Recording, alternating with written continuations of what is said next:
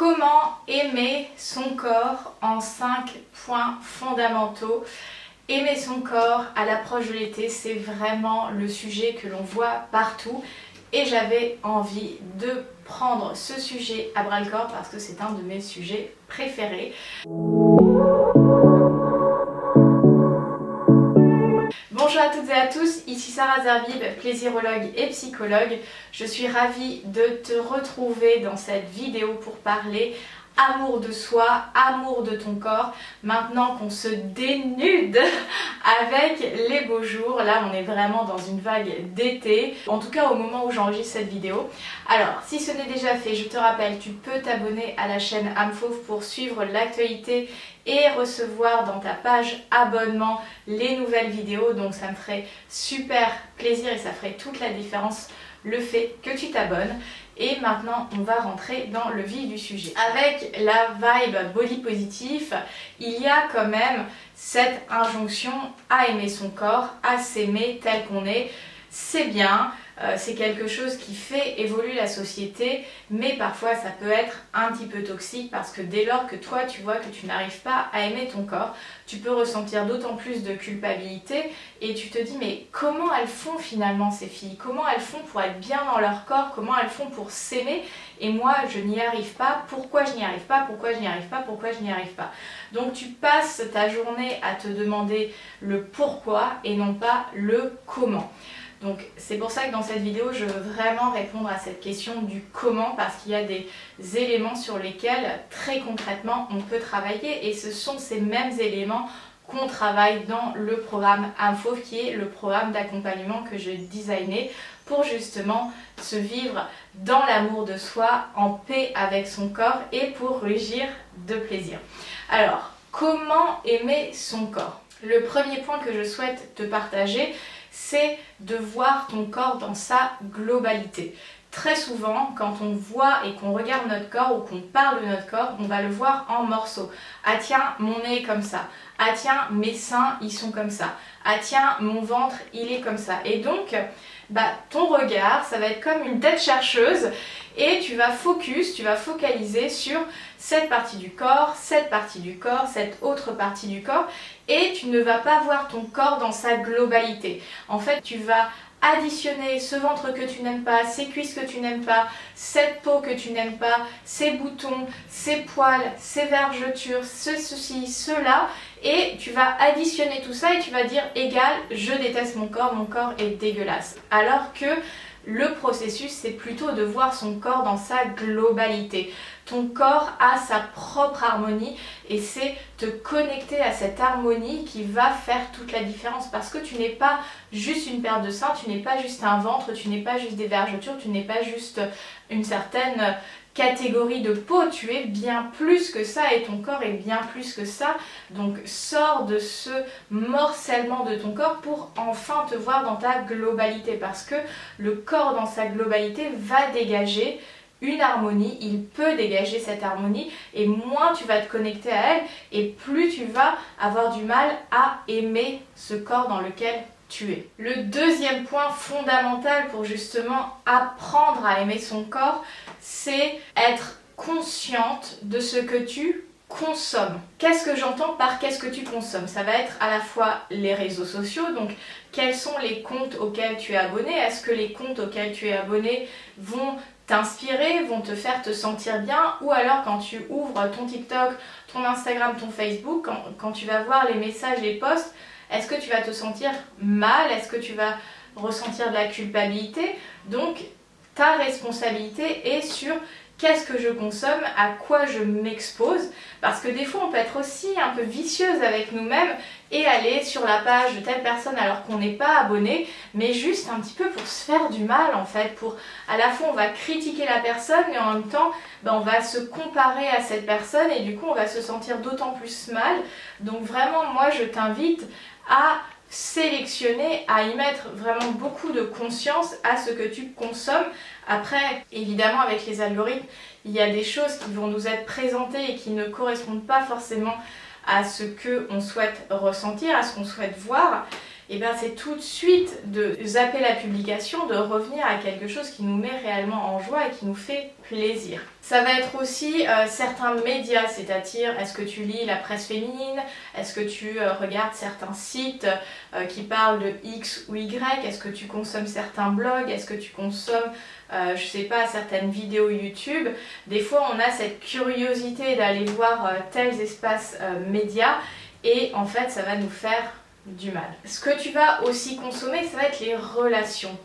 Est-ce que ton entourage est réellement en accord avec toi, ce que tu veux ressentir? Est-ce que les personnes qui font partie de ton cercle amical, familial, social partagent ces mêmes valeurs? Effectivement, si parfois tu es face à une personne qui présente de la positivité toxique, qui va dire peut-être ce qui semble être un compliment, mais en fait derrière il y a un caractère presque parfois grossophobe, raciste, ceci, cela, bah peut-être de moins côtoyer ces personnes, parce que ces personnes ne te nourrissent pas dans ton énergie, ne partagent pas les mêmes valeurs, et ça va être des relations qui vont te vider plus de ton énergie que t'en redonner.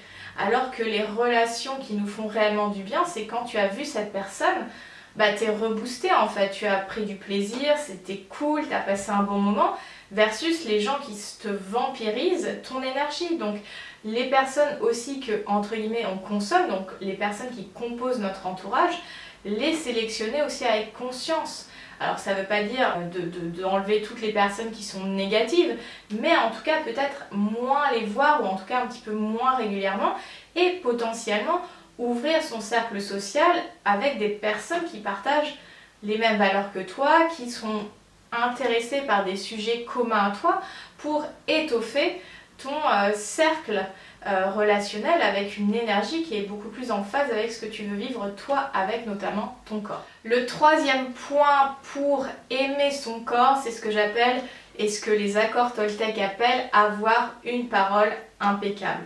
Qu'est-ce que ça veut dire avoir une parole impeccable? Ça veut dire comment est-ce que tu te parles? Est-ce que dès la minute où tu te lèves à la minute où tu te couches, tu vas passer la journée à te critiquer? Est-ce que tu vas passer la journée à te dévaloriser?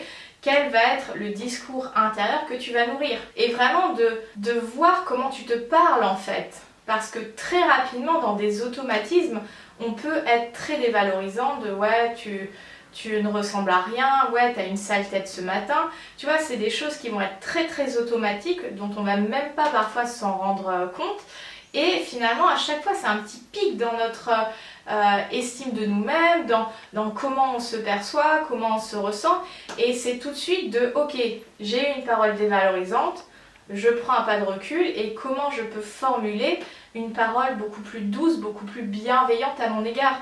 Et bien sûr, ça va demander un effort parce que on a une facilité à se critiquer, à se dévaloriser, c'en est déconcertant. Donc ça va te demander un effort et une gymnastique mentale que de trouver d'autres mots pour parler de toi. Parce que tout ce discours intérieur que tu nourris à ton encontre qui est négatif, est-ce que ce sont des mots que tu dirais à ta meilleure amie? Est-ce que ce sont des mots que tu dirais à ta petite sœur? Est-ce que ce sont des mots que tu dirais à ta fille? Je ne crois pas, mais tu te le dis à toi-même. Donc vraiment, prends conscience du discours que tu tiens à ton encontre et fais-le progressivement évoluer. Le quatrième point que je souhaite partager avec toi, c'est prendre soin de ton mental. Ton mental, c'est un petit peu celui que je surnomme la belle-mère de Cendrillon. Donc celui qui vient te casser tout ton vibe, qui vient te donner des injonctions, qui vient te crier dessus et qui vient te raconter des histoires. Qu'est-ce que ça veut dire, ce mental qui vient te raconter des histoires? C'est cette partie de toi, donc ce qui se passe dans ton cerveau, qui vient te dire « tu ne peux pas faire ça parce que tu es ça ». Et il vient te créer tout un tas de pensées à la minute, à la seconde, toute la journée, pour te maintenir finalement dans une certaine bulle de protection parce qu'il a peur, il te fait croire à cette histoire et tu as peur, donc tu ne vas pas oser tester des choses différentes parce que si tu oses ces choses différentes, il y a la possibilité de ne pas être aimé, il y a la possibilité d'être rejeté, il y a la possibilité d'être jugé et donc il va te maintenir dans cette fameuse zone de confort mais qui est finalement inconfortable parce que dans cette zone il n'y a rien du tout qui se passe pour toi, c'est toujours la même rengaine, c'est toujours les mêmes choses et tu as l'impression d'être bloqué, de ne pas avancer. Et venir prendre soin de son mental, c'est justement de sortir de ces cages, souvent je les appelle ces cages mentales, qui t'empêchent de vivre ce que tu as vraiment envie de vivre, notamment par rapport à ton corps, mais aussi dans tous les domaines de ta vie. Parce que ce mental, il n'agit pas que sur le corps, il agit sur toi dans ta globalité. Et donc c'est ce mental qui va te raconter des histoires, il va te dire bah non, tu ne peux pas faire ça, tu ne peux pas mettre ça parce que sinon on va croire de toi que tu es ça. Et donc il va te mettre des étiquettes, il va te mettre dans des cages. Et en fait tout ça pour te protéger d'un certain danger, parce que pour ton mental, danger égale danger de mort, hein. Pour lui il n'y a pas de demi-mesure. En fait, prendre soin de son mental, c'est justement apprendre à savoir comment il fonctionne et presque déjouer ces mécanismes qui sont tout à fait normaux, mais déjouer ça pour ne pas t'empêcher de vivre. Parce que c'est ça qui est important, c'est de vivre. Ton cerveau, son but, c'est juste d'éviter la souffrance et d'avoir du plaisir immédiat. Sauf qu'en évitant, en tout cas, l'idée de la souffrance, en fait, il te maintient dans quelque chose qui ne te fait pas avancer. Et notamment par rapport à ton corps. Donc, c'est prendre soin de ton mental et c'est vraiment un des piliers fondamentaux de tous mes accompagnements. On vient travailler ton mental, on vient en prendre soin et on vient le reprogrammer. On vient vraiment t'apprendre à déjouer finalement tous les mensonges, toutes les histoires qu'il est en train de te raconter pour justement reprendre ta véritable indépendance, ta véritable liberté, parce que le mental, très bien, il a son job et on fait avec, mais c'est ne pas se réduire à notre mental parce qu'on est beaucoup plus. Le dernier point que je souhaitais partager avec toi autour de aimer son corps, c'est en lien un petit peu avec le mental. Généralement, comme on a un peu cette peur de s'exposer, on a cette peur entre guillemets, de souffrir, d'être jugé, peut-être d'être rejeté, on ne va pas oser mettre son corps, ce que j'appelle en mouvement, c'est-à-dire le bouger tout simplement. Et pour aimer son corps, ça va te demander de l'éprouver, donc finalement de le mettre en service, parce que ton corps, c'est cette merveilleuse machine qu'on nous a offerte finalement, parce que dans cette expérience humaine, nous venons avec un corps et notre corps a sa place, notre corps a sa mission, il a son job à faire. Et généralement, quand on n'est pas bien dans son corps, quand on n'aime pas son corps, on va éviter de ressentir quoi que ce soit avec lui. Donc on va se couper de ses sensations, ou alors quand on va le mettre dans un mode sportif, on va dire, on va rester très très dans le mental de je le fais parce qu'il faut faire du sport, et donc tu vas être très dans cette fierté mentale, mais tu n'es pas du tout dans la connexion à cette joie, ce plaisir que de mettre le corps en mouvement. Et ça, c'est quelque chose qu'on éprouve naturellement quand on vient au monde. Quand un bébé naît, pendant nos premiers mois et années de notre vie, on est connecté juste à notre plaisir kinesthésique, donc le plaisir de bouger, de faire remuer notre corps. Des fois, tu vois les enfants tu te dis non mais comment ils dansent, c'est chelou.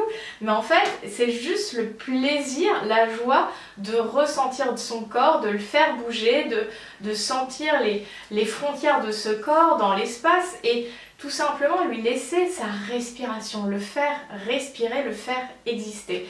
Et moins on aime notre corps et moins on veut ressentir des choses à travers notre corps. On va être dans une coupure complète de sensations, et plus on est coupé de son corps et moins on peut l'aimer parce qu'on ne le ressent pas. Donc ça va te demander d'inverser finalement la vapeur de sens, c'est de commencer à l'expérimenter, ne serait-ce que par marcher, t'asseoir au soleil et ressentir le soleil contre ta peau, le vent contre ta peau. Ça va être potentiellement toucher ton corps, c'est-à-dire quand tu fais ta douche, est-ce que tu as conscience des mouvements que tu fais, ou quand tu mets de la crème sur le corps. Donc c'est vraiment de te reconnecter au mouvement, même dans les moments les plus, ce qui pourrait sembler insignifiant, mais ton corps il est H24 avec toi, et très souvent on l'ignore, mais il est là, il existe, et tu peux exister à travers lui. Il a plein d'expériences à te faire vivre, et donc autorise-toi à te reconnecter à sa vie,